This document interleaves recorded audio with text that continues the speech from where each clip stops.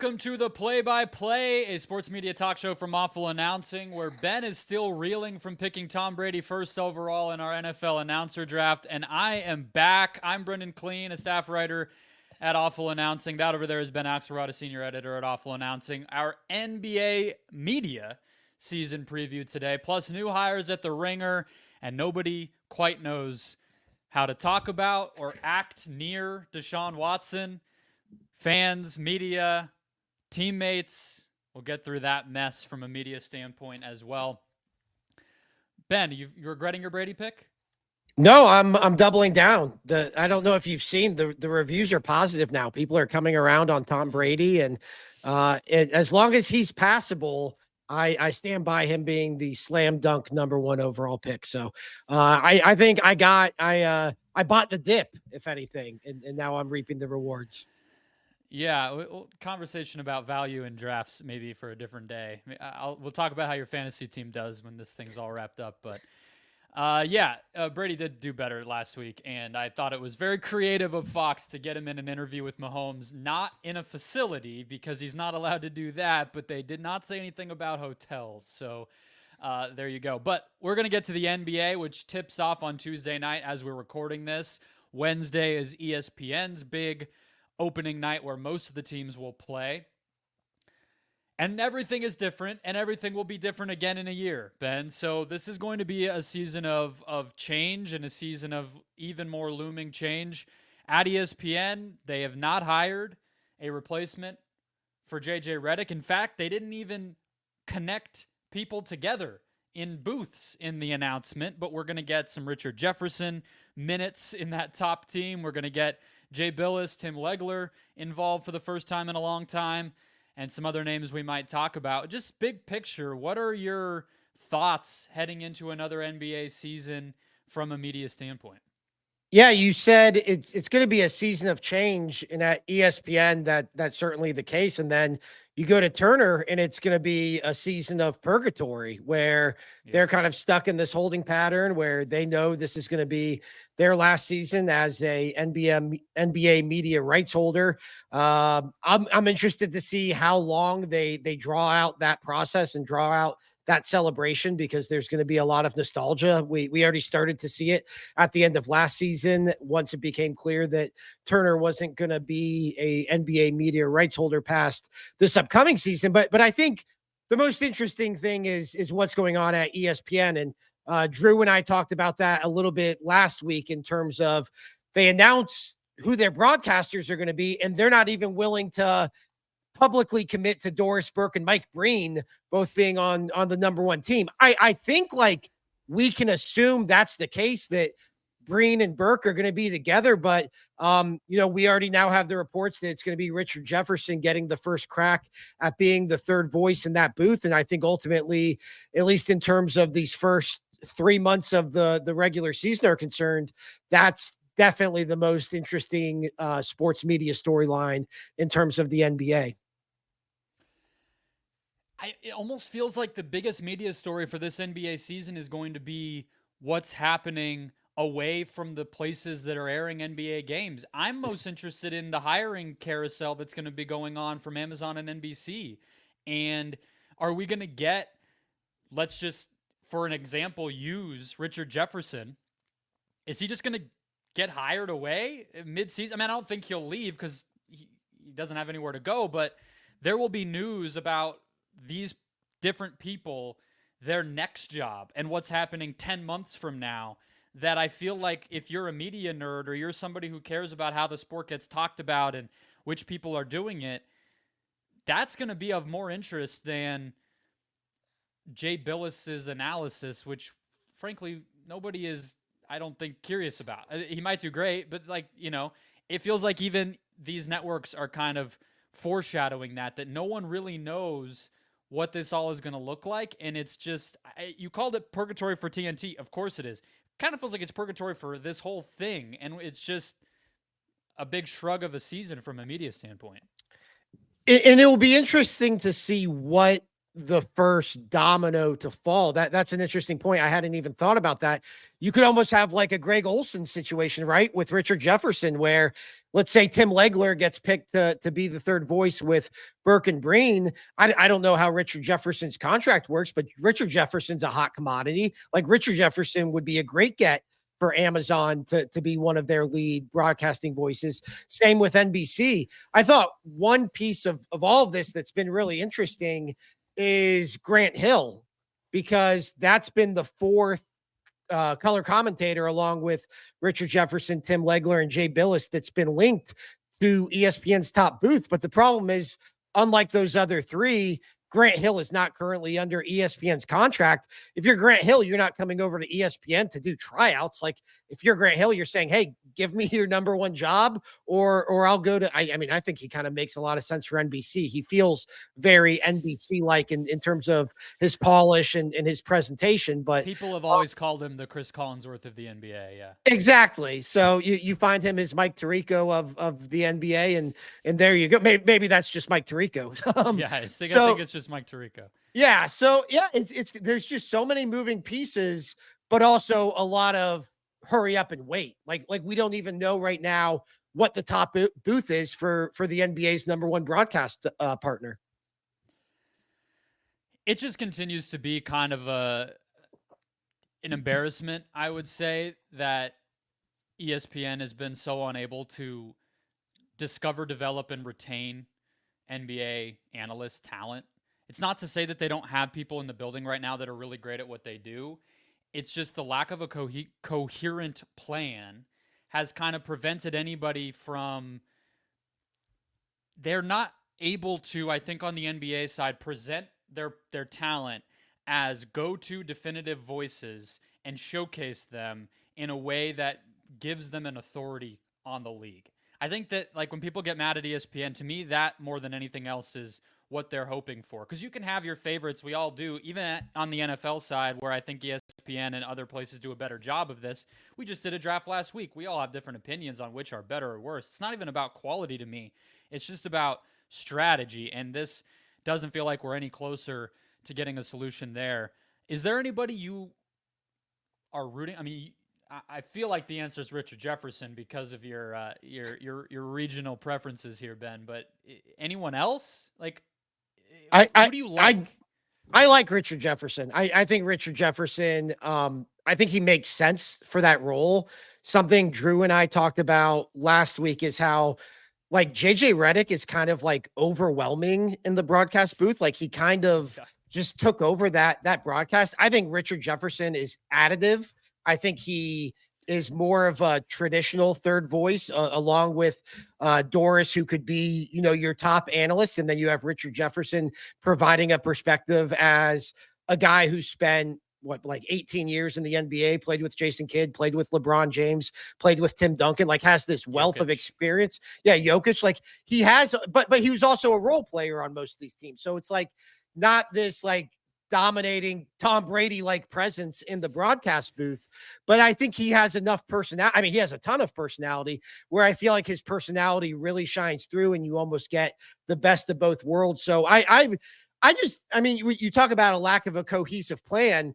Choosing JJ Redick to replace Doc Rivers when you knew JJ Redick was going to be a head coach in the NBA, more likely than not, within 4 months, that to me is like the most baffling part of all this, because it shows you they're just making this up as they go. They're not thinking about this season to season. Hiring Doc Rivers to be the replacement for the broadcast crew in modern times that has the biggest legacy of anyone.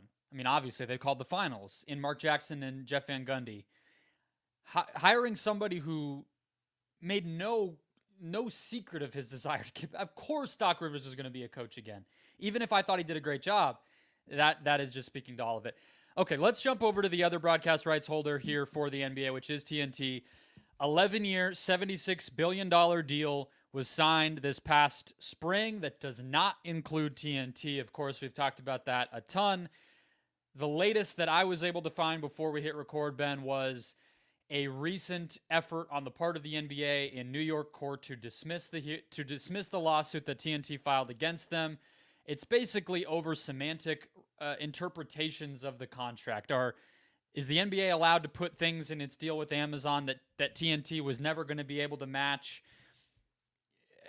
On and on and on. There's a trial scheduled for April. I'm not sure if we'll ever get that far. It could go into next season, which I have no idea how that would even work. I think there will be a resolution, and I think it will result in TNT no longer airing NBA games. I think everybody's sort of accepted that.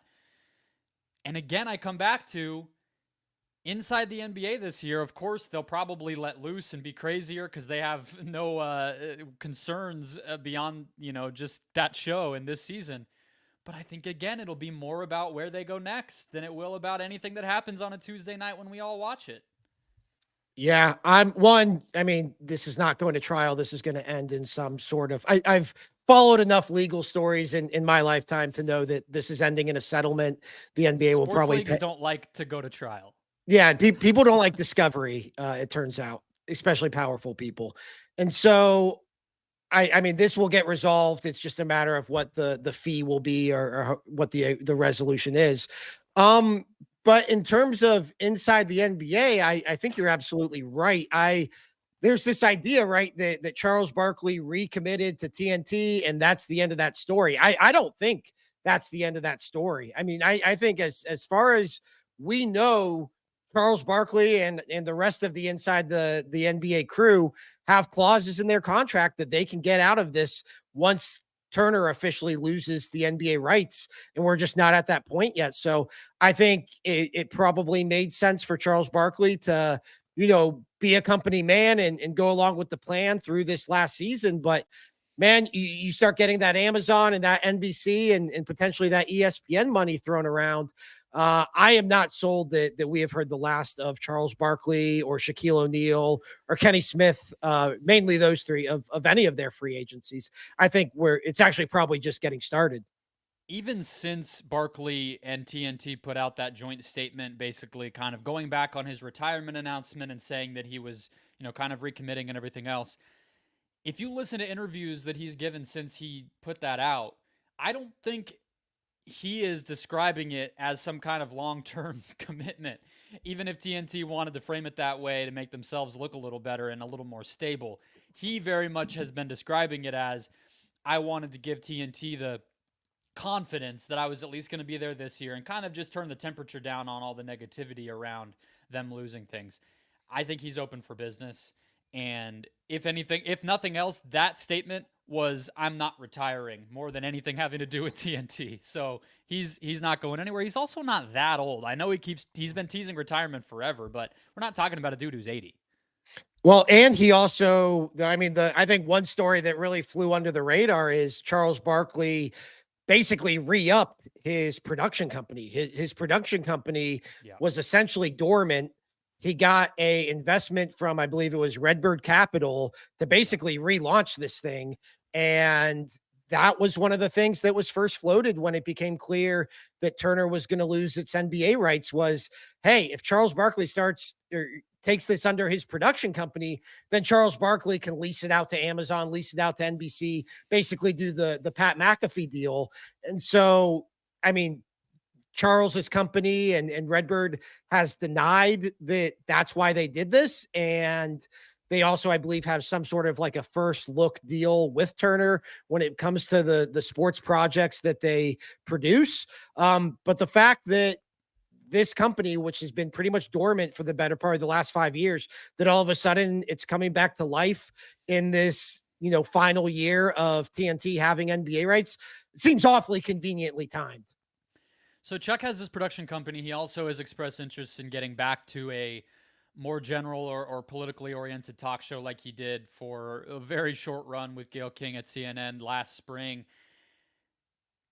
Who is the more desirable media free agent to you between Barkley and Stephen A. Smith? I think Charles Barkley. I I think Charles Barkley, he just has a higher approval rating. I think what he does in terms of being a player with Hall of Fame credentials, who's also as good as he is on camera and as a media personality, that's just it's so rare. I mean, you whether you prefer Stephen A. Smith or Charles Barkley as a personality, Stephen A. Smith doesn't have Charles Barkley's on court credentials, and then also Chuck's ability to cross over into politics, to talk hockey, to talk NFL. I just think he's right. I think he's kind of one of one, and I think that it almost feels like he hasn't been utilized correctly when it comes to the podcast space. It feels like he should be having Shannon Sharpe's career right now. His episode with Shannon was actually very good for not surprisingly.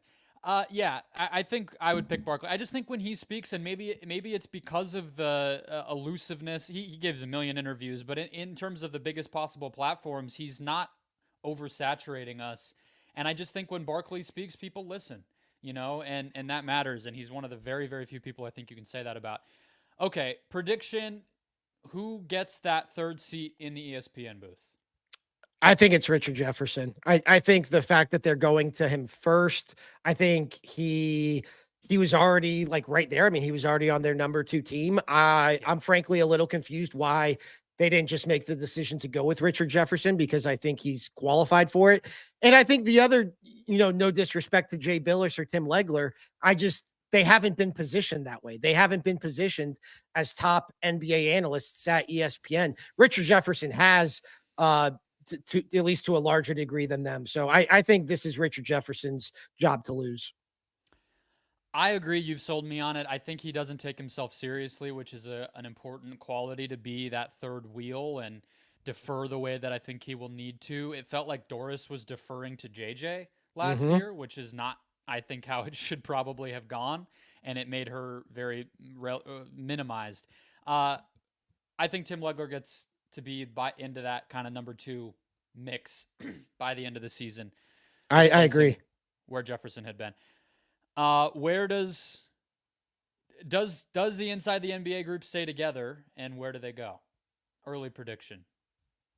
Yeah, this is going to be one of those we're just going to have to take the temperature of it. I feel like once a month. I will say that Chuck takes them under his production company and they lease it out to Amazon. I will say that they break apart and Barkley does still work somewhere in a new show built around him. Maybe that he produces, maybe that he is just a hired hand for. Last thing, coverage of the league, the tenor of how this league gets talked about. I mean, there's a huge vacuum in it right now, I think, with Zach Lowe gone and everything else, but also this never ending, because these guys have been aging like superheroes, turning of the page from one player generation to the next. So again, another period where it's just this kind of in-between phase of things. But you had some thoughts on who gets talked about in the NBA, Ben.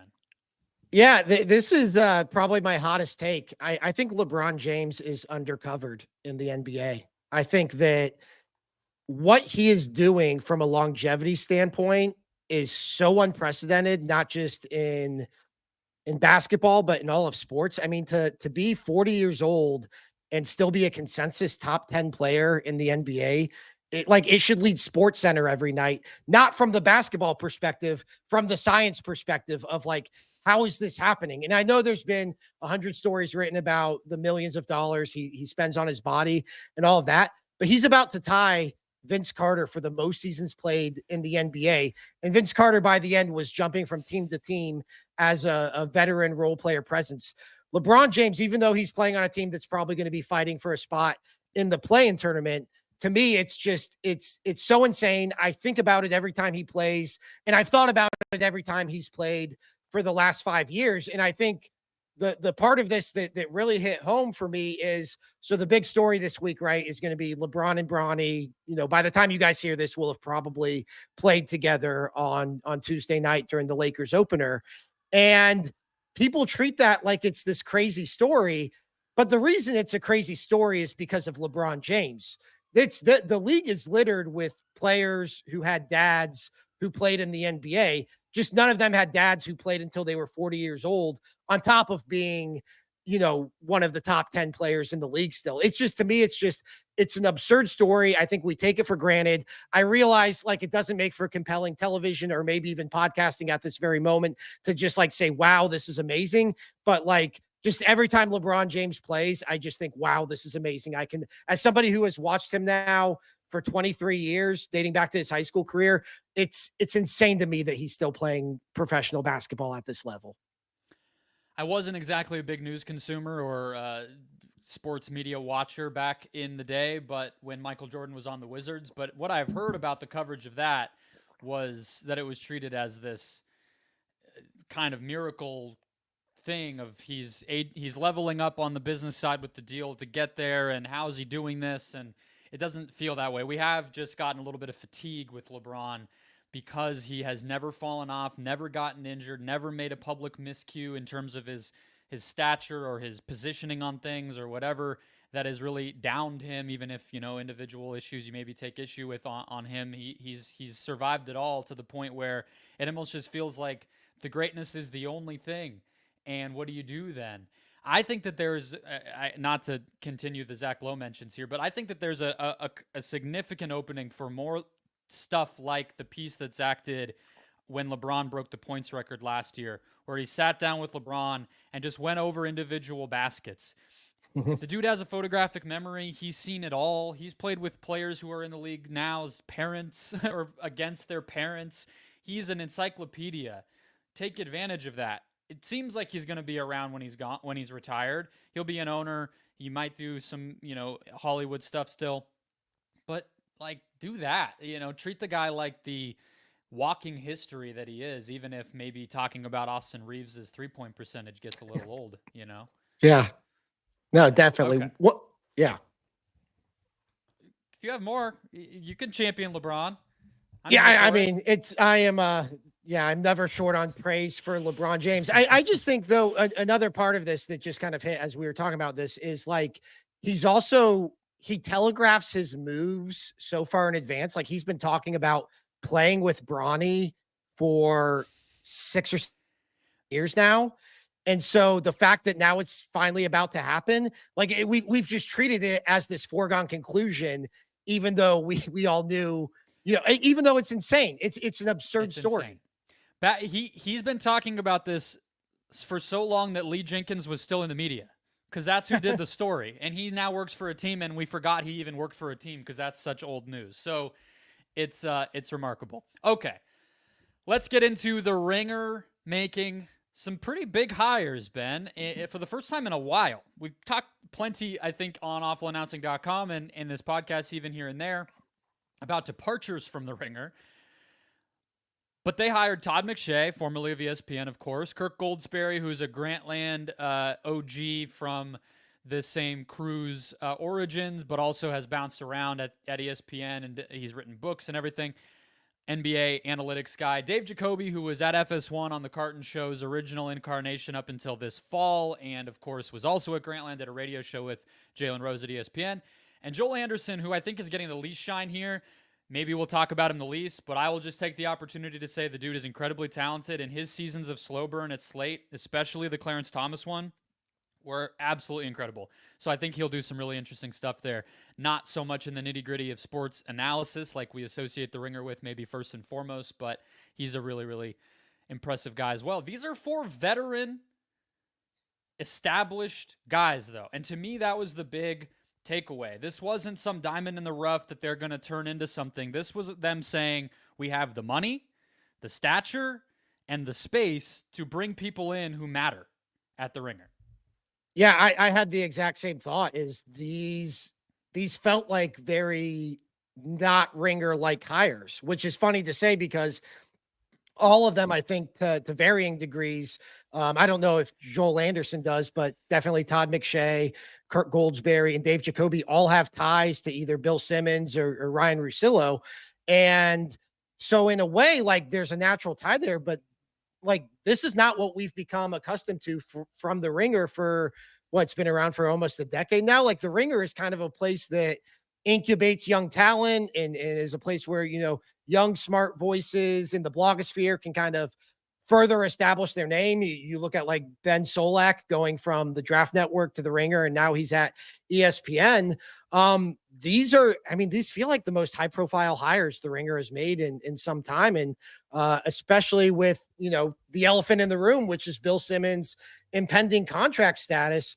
I'm really curious about what this means for the Ringer, what this means for Bill Simmons, what this means for Spotify and their strategy with this whole entity moving forward.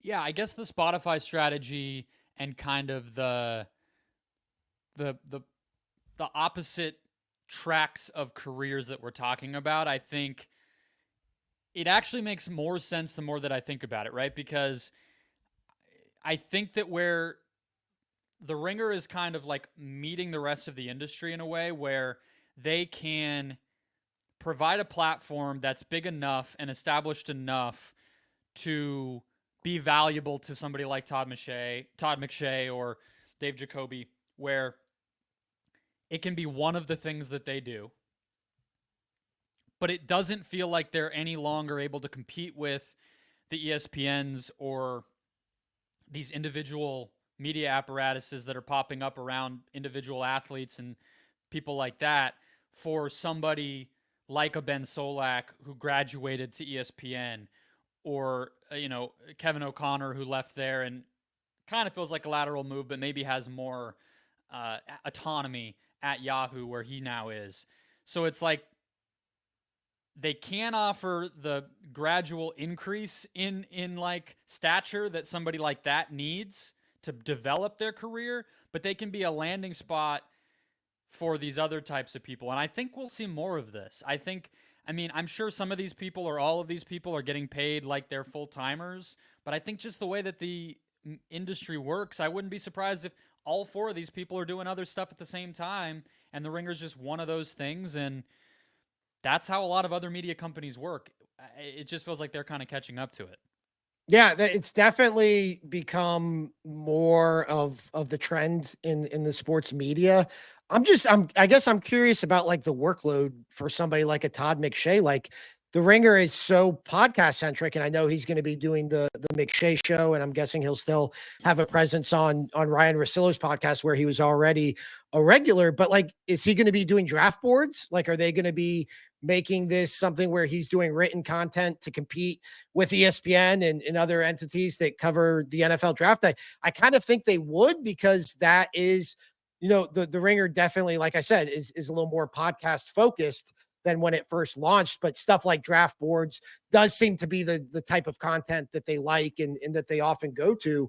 But I'm like a guy like Kirk Goldsberry who has the ability to do both. Is he just going to be on podcasts, or is he going to be giving you like smart, thorough NBA analysis in written form? I think that's going to be interesting. Are these hires they're making to be podcast voices, or are they trying to reestablish like the Ringer as a place that does have authoritative voices both in print and podcast? Because I do think they've lost at least some of that when it comes to written content.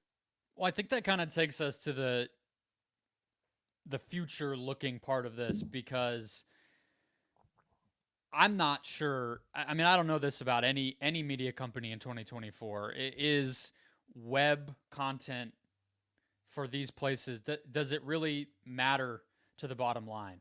I don't know. I think most of the time, probably no. At the scale that we're talking about, of a company that was purchased by Spotify for upwards of $300 million, I kind of doubt that they're doing much to dent what matters to Spotify on their website, even though it is a go-to website for a lot of people.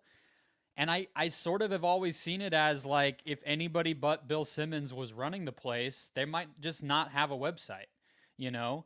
And the elephant in the room, as you put it in our outline, is we don't know if it will be Bill Simmons running this whole thing as early as next year. I tend to still lean toward he's going to stay. I don't really know of another place that makes a lot of sense to do what he does.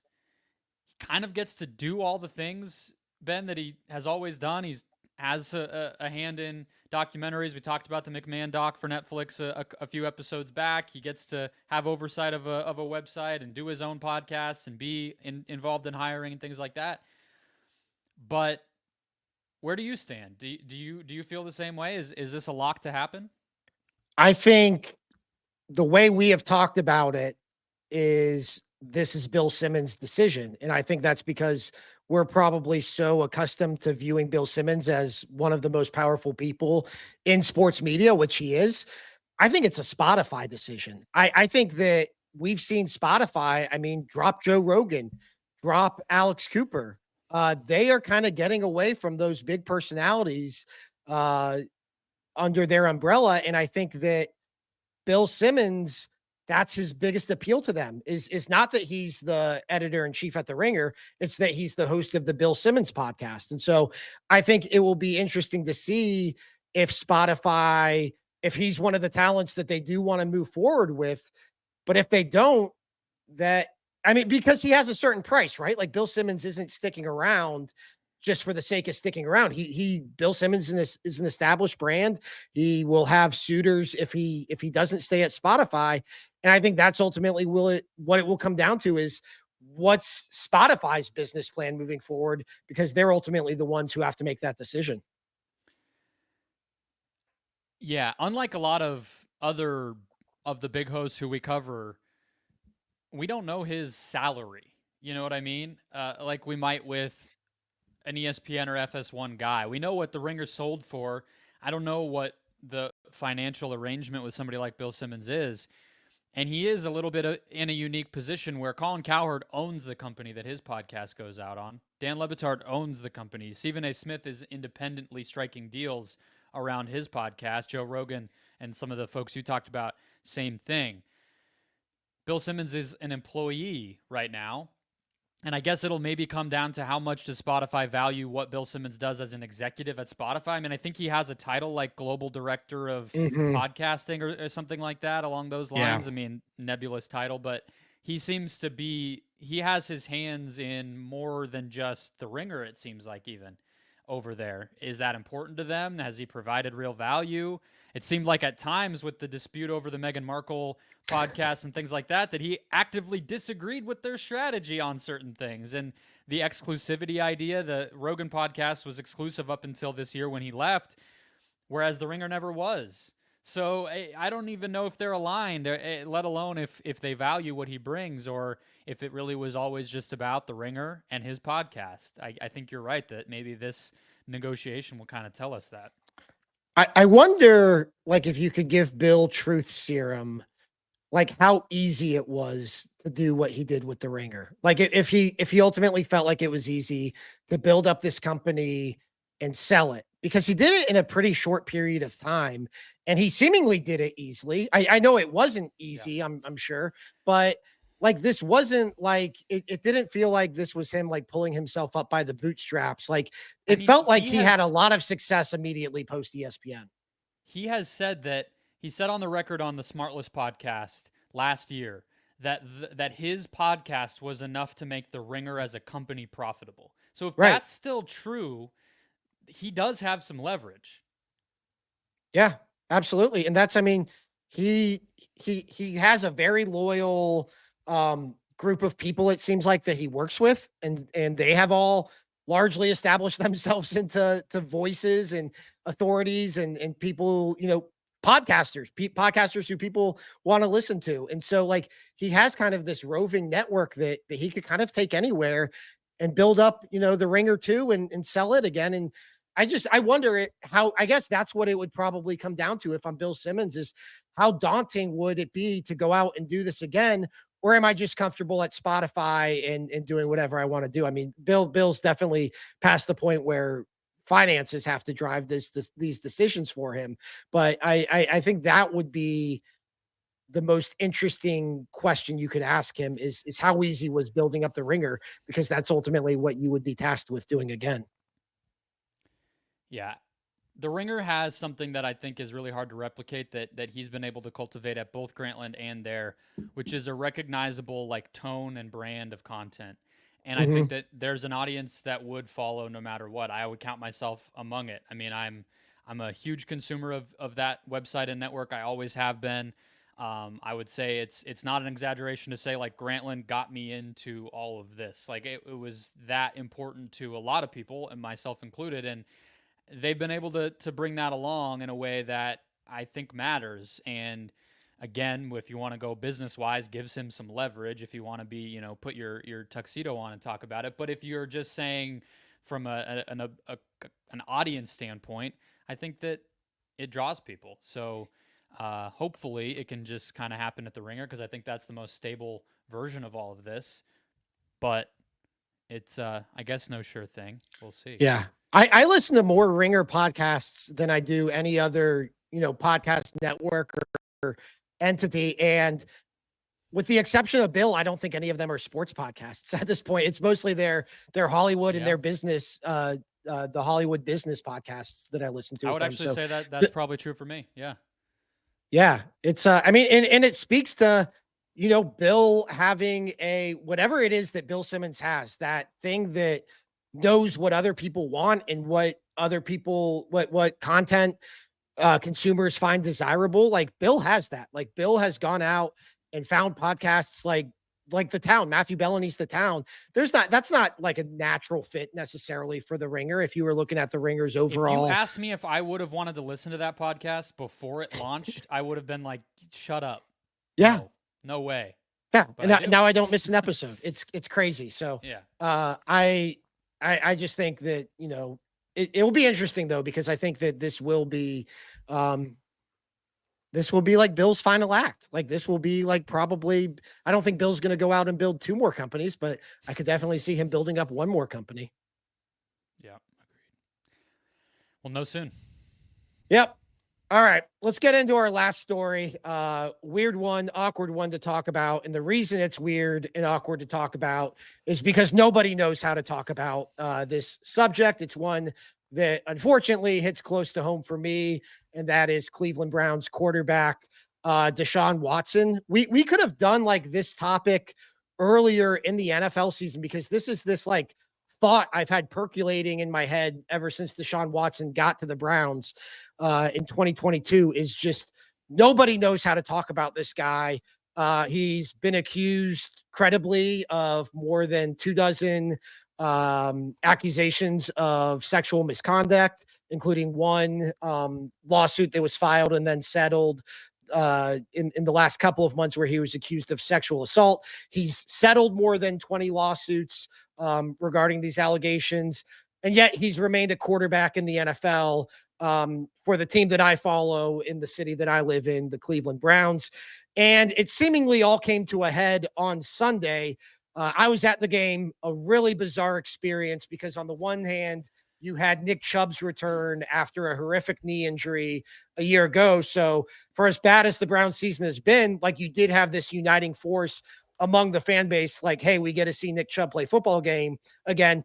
On the other hand, this was the Browns' first home game in a month, which meant it was Deshaun Watson's first home game in a month, which meant it was the first opportunity Browns fans had to boo him, which they did mightily as he came out of the tunnel for player intros, which was, borderline uncomfortable. And then Deshaun goes out, and in the second of the quarter of the game, very obviously tears his Achilles, season-ending injury. Cart comes out. There's a smattering of cheers across the crowd. I don't know if it picked up on TV, because I know I was going back and forth with our guys on Slack, and they said they couldn't pick it up on TV, but it was enough. Clips where people were posting saying, listen to the cheers. I still couldn't make it out. So you being there, I feel like, is about as authoritative as we're going to get. Yeah. And it was, I would say it was a smattering of cheers. In the part where I really noticed it was a bunch of players on the Browns sideline turned around and were like jawing with fans. And so it was like, while the cart's coming out in the field, it was an ugly scene. But so the fallout from this is you had players like Myles Garrett and Jameis Winston go into post game and admonish Browns fans for cheering an injury. And then the fallout from that is you have members of the media and, people in the talk sports space admonishing those Browns players for painting Deshaun Watson as a sympathetic figure. So it's an entire, it's such a messy situation. I can just tell you from interacting with Browns fans every day, Browns fans in general, it's been a divisive topic since they acquired him in 2022 with those allegations. I don't think you can paint all Browns fans under one brush with any of this, but man, just a totally bizarre experience. And then it bled into the sports media world. How did you process any of this? I processed it as a continuation of the whole experience. I think sounds like you did as well. My question is actually along the lines of what you were just saying, and of course you can't overgeneralize here, but if you just kind of combine together the media reaction locally and the general fan buzz, what was the response when they got him? Like in hindsight, how would you kind of summarize whether how people were feeling when they trade for him, give him the huge guaranteed contract amid not only these allegations but an active suspension? It was very polarizing. One, I'd say mainly, and this speaks to football fans in America, mainly because moving on from Baker Mayfield was such a polarizing decision. Mm-hmm. And so you had fans who were upset they were moving on from Baker. You had fans who were upset because of the allegations against Deshaun. I think you had a large portion of fans stuck somewhere in between where, like, hey, they didn't feel great about this from an off the field perspective, but they thought they knew that it was going to at least be an upgrade on the football field. You had some I mean, that's the thing is, I think there are fans who left. Like I know multiple fans who just flat out left the fan base. You have fans who then defiantly supported Deshaun and, I mean, basically went conspiracy theorist about the allegations against him. And then I think you had a lot of fans, and I would probably say myself included, who you don't feel great about it. Like for me, like I just couldn't root for him. Like I would watch them and try to separate the off the field stuff from the football. And I'm not saying like this is easy for me to say in hindsight, especially with how poorly he played, but like he just was not an easy guy to root for, regardless of how he performed.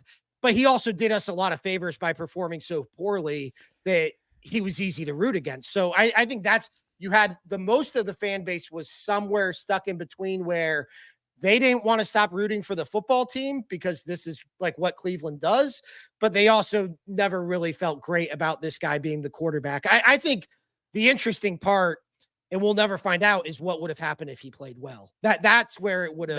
That was going to be my next question, because Mina Kimes had a monologue last season when he finally kind of got fully back, so to speak, and she said like Deshaun playing poorly is saving us from a lot of uncomfortable conversations. I don't know how big of a difference that would really make. I mean, I guess him being good would have, she's right that it would have forced a decision on the part of the media more, because now you can sort of get away with just ignoring him. He's not that relevant in the national conversation about the NFL, and neither have the Browns been, because he's played so poorly. But and then I guess the flip side of that is that because he has played so bad, that did for sure contribute to what we saw crop up this weekend on the side of the players and certain members of the media who have now been able to kind of, and combined, we should also say, with injuries that ended his season last year and now are doing the same thing again, this sort of victim mentality develops because it can be kind of sequestered into the same camp as somebody who just had a bad year. Yeah. You know? And so I guess the quality of his play matters in how the conversation has played out, but I don't know how different it ultimately would have been. And I guess I kind of come down on the fact that the reality behind all of this that I feel, Ben, and you might feel differently, I just don't think anybody wants to talk about the other stuff. I watch so much of this content, I don't think anybody wants to talk about it. I don't think it would have mattered if he was great, awful, got hurt immediately, whatever. I don't think anyone has any interest in delving into the allegations now that he's back playing football, and that story can be treated as the past. Despite what you just said, which is that another one of these things came out freaking 2 months ago, and no one cares. I just don't think the biggest voices covering sports want to have that conversation. It doesn't matter who it is or how good they are. I mean, think about that there was a starting quarterback, relatively high profile starting quarterback facing a lawsuit for sexual assault this season. And I don't know if it ever got covered on ESPN's morning shows. It might have the day after. This is something that, at least in my experience growing up watching sports and covering it, would have been like a lead story on Sports Center every day, the latest. And I don't know if it's because there were so many allegations that we just became numb to it, or because we were in the midst of football season. And so it was easy to just kind of, talk about the Cowboys and the Jets every week. But you did see, I will say, you said, you know, I think you're right. We didn't want to talk about it because there were glimpses where he played well. Like they lost to the Raiders a month ago and he played what might have been, statistically his best game for the Browns. And you saw a lot of analysts, tweeting out just about his PFF grades or tweeting out that he played well. And it's just, that's what's made it such a bizarre experience, is even here in Cleveland, like listening to the radio and listening to games on the radio and hearing the radio broadcast get excited went on the rare occasion that he did make a play, it did not match what I was feeling inside about Deshaun Watson playing well. And so it just makes for this totally, as a fan, at least, disjointed experience. But I think you're right. I don't think we wanted to talk about it. And I don't know if we know how to talk about it, because there is nuance in, allegations that come in the form of lawsuits as opposed to criminal complaints and all of that. And that's not to justify any of it or to vindicate Deshaun, because look, I mean, you got to have upwards of 30 allegations. I think we can all kind of do the math there, but it's just such a messy topic for average sports fans, myself included, to have to try to talk about. And so it's just easier to focus on what's on the field. Yeah, but you know who it's not messy for is people who are paid to talk about it, right? So it's like, I think that the problem to me is, like, I'm a big you should have to say the full extent of what you mean. And I won't I don't want to say specific names. There are hosts who have done a better job, I think, than others. I get the idea of not wanting to accuse him of things that, because there's settlements, there's a natural grayness, right? Like there is an uncertainty around what you can say is true and not true about the exact specifics. But my thing is, like, people who, I think that this booing thing was a perfect example where there was this kind of like the general refrain that I heard was like, you can be mad at him for all the things he's done, but my thing about how you shouldn't boo him. And it's like, you should have to, if you're in the media, confront those people's perspectives. You should have at least some opinion about whether you agree with fans who feel disgusted by him and would go to the lengths of cheering the injury. I keep saying booing. He was cheering during the injury. You should at least have something to say, because it happened. You know what I mean? It's almost like just living in willful ignorance to say, you can feel that way, but I don't. Okay, that's not even an opinion. It's just basically saying, I don't want to have this conversation, but it's a big story, so therefore I have to say anything. And I'm not going to lie, I think that more athletes participating in these conversations has made that worse. I think that athletes are so extreme in wanting to just kind of side with the athlete in these types of situations that we've gone too far in the other direction. And there's an ability to just kind of play it off that I don't think it does anybody any favors. It's opting out of something that it, like you're saying, you live there. How big this has been for 4 years and you don't hear anything about it. It's crazy. Yeah, it's definitely, kind of yada yaing the the elephant in the room, the reason why this is a big story. And I thought the reaction from the players, look, I get it. I get that they all see themselves as Deshaun Watson, right? They're afraid, hey, if I go down with an injury and you're not happy with the way I'm playing, are you going to boo me? But I think that ignores the largest context. Well, the answer for Myles Garrett is no. Right. Exactly. We know that. It's not. They're not going to. Jameis, probably not the best messenger for that particular topic. That was rich. That was very rich. Jameis Winston can spare me the moral lectures on how he was raised and in all of that, because Jameis, do some digging there on Wikipedia, and it's pretty easy to find. So maybe I just need multiple searches for Jameis on that one. Yeah. Okay.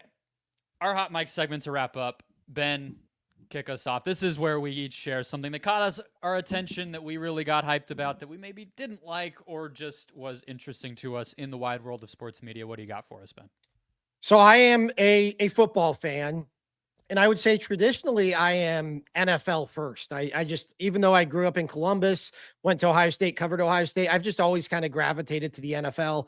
I like, I feel like I have like at least a grasp on all 32 teams, like the storylines, all that. This is the first season, like in my lifetime, that I can remember thinking that college football was vastly more interesting than the NFL. And I think conference realignment, which has been very polarizing, I think conference realignment has been a net positive so far. It seems like, my biggest complaint with college was there were weeks every season where there just wasn't a matchup to look forward to, like complete slates where there was not an interesting matchup. This year, we get like at least one every week, and most of them are the result of conference realignment. And just I wrote down some games that were either great games or high profile games or both. You've had USC, Michigan, Miami, Cal, Ohio State, Oregon, Georgia, Texas. We've got Oregon, Michigan coming up in a couple of weeks. I think this has been great for the sport. I think it's been bared out in the ratings that it's been good for the sport. For NBC as a Big Ten media partner, you're getting more high profile games now with the addition of Oregon and even USC, because I think the Big Ten has always in my lifetime been lacking for star power behind Ohio State and Michigan. And I love the matchups this has created. I think it's been a net positive. I think we are headed to a point where this is all going to start to look like the NFL, and we're going to have 64 teams, and they'll all be broken up by regions that will resemble the original conferences, and we'll be back at square one. But so far, so good. I'm loving conference realignment. I'm excited for the playoff. Yep. I can't wait. And I think it'll be cool to have not only bigger clashes, but the wider representation too. And I think, I don't know, it's almost like the newness of it. I don't know if they're going to become rivalries, because I tend to agree with you that these things are, one, the history already has all these other rivalries, and two, we might only get this for a few years as an intermediate step. But it's kind of fun to have, like you put Miami Cal in there, like just those two regions of the country caring about a football game at the same time. Not to mention that the people in Miami are staying up until 2:00 in the morning to watch it. It's just made for some like wackiness that's been cool, which already is part of kind of what makes college football fun. So it's almost contributed to the same thing, even if I understand the history. Getting broken up is not everybody's favorite. So I'm enjoying it too. ASU's in the Big 12, which has just been strange. They've been better than expected, but I hope we graduate back to something where there's a little more pizzazz in the conference that I'm consuming, because getting hyped for a Texas Tech game isn't exactly the big leagues that I was used to. Even if they got slaughtered against USC every year, it was still fun, Yeah, I will say it's easy for me to say in the Midwest. I can only imagine the conversations like USC fans are having about having to spend half their season on the Great Lakes. Like that has turned out to not be so great for West Coast teams. Okay, my hot mic is the Unrivaled League's media rights deal with TNT, which was long discussed. I was a little scared. So it was supposed to launch last year. This is the 3-on-3 women's basketball league that has been started by Breanna Stewart, who just won WNBA championship with the New York Liberty this past week, and her opponent in those finals, Nafisa Collier. They both went to UConn. It's gotten a lot of attention. They've recruited a lot of the top players in the WNBA, most notably not Caitlin Clark, but almost every other big star other than that. I guess not Asia Wilson either. And they hired John Skipper to do the negotiations. Got a lot of attention. They're doing it in Miami. I have to admit, I went to their launch event here in Phoenix during WNBA All-Star Weekend. I was just skeptical, Ben, this entire time that this league would get its shit together fast enough. I mean, this was a really short ramp to basically build the whole entire league. I mean, they have pretty big hopes of dozens of games and dozens of players, and TV. They wanted to televise every single game. They basically did it. And I think the most interesting part with this agreement with TNT, which Joe Pompliano, who's an independent sports media reporter, has as 6 years and more than $100 million. That includes an equity stake in the league on the part of Warner Brothers Discovery, so it's a little hard to parse how much of that is them paying for the TV rights versus them just giving money. It kind of gets a little fuzzy there. This is massive. This is a humongous deal for a league that hasn't played a single game, a sport that no one has built-in interest in. 3-on-3 basketball is not exactly everybody's favorite thing to turn on TV in the evening. During the other basketball season, the NBA, college basketball will be going on. And I have to just feel like the WNBA and people involved there their jaws were on the floor when they saw this number. It's not exactly the same length, but this is pretty close to what the WNBA just got. A lot closer than I guess I would have thought, is what I should say. Mm-hmm. And I think it definitely is a W for the people like Cheryl Miller at WNBA All-Star Weekend and others who criticize the league for not shooting high enough and locking themselves in for many, many years with their deal. What do you think of all of it? Yeah, I thought those WNBA negotiations were very interesting because there was this caveat of like a mutual agreement to agree in good faith, like to renegotiate in good faith, like at some point down the road, which I just thought was like very vague language. I think like we underestimate the appetite that there is for secondary leagues. And I think about the big three, the TBT, the annual basketball tournament they have with college alums, the UFL, before that, the XFL and the USFL. And I know like maybe the ratings don't always bear it out, but these leagues keep getting TV deals and clearly there's some sort of appetite for them. And I think just like as we as we find ourselves in the midst of the streaming wars and as you find entities like WBD, which need to refill their assets after losing the NBA, like it makes sense to provide some of that inventory. And so I don't know like when this league first was an idea, but it certainly came along at the right time. Like it certainly, if you were ever going to launch a project like this, now's the time. And I think this bears that out. I think it was announced in the summer of 2023. They were trying to launch by January of this year that just passed, and then they clearly are now on track to launch January 2025. And yeah, they came along at the perfect moment. Obviously, there's been a push for a while to have the WNBA players not have to travel to these faraway countries, which this helps them not have to do.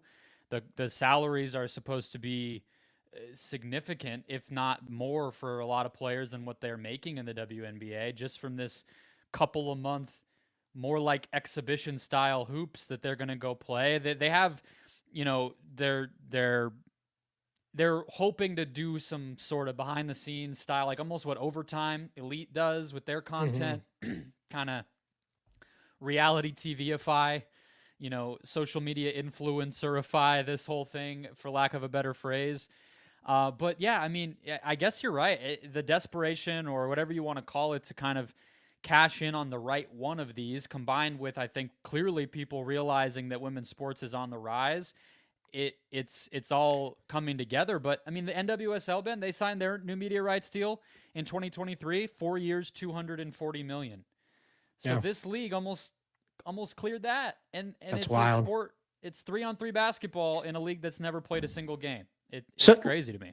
Let me ask you, I got two questions, then we can get out of here. Does the WNBA like this, or do they view this as some sort of like, I don't know if threat's the right word, but do they view this as an adversarial league or as like an additive league? I saw a big thread on Twitter that was getting some attention about, because the WNBA opted out of its CBA this week, which was also some news, not super media related directly, but basically saying like this is going to be a big fight, and I think it will be. I think that a strike is not off the table. Like we could see something like that because of just this confluence of all the stuff that's happening in the WNBA.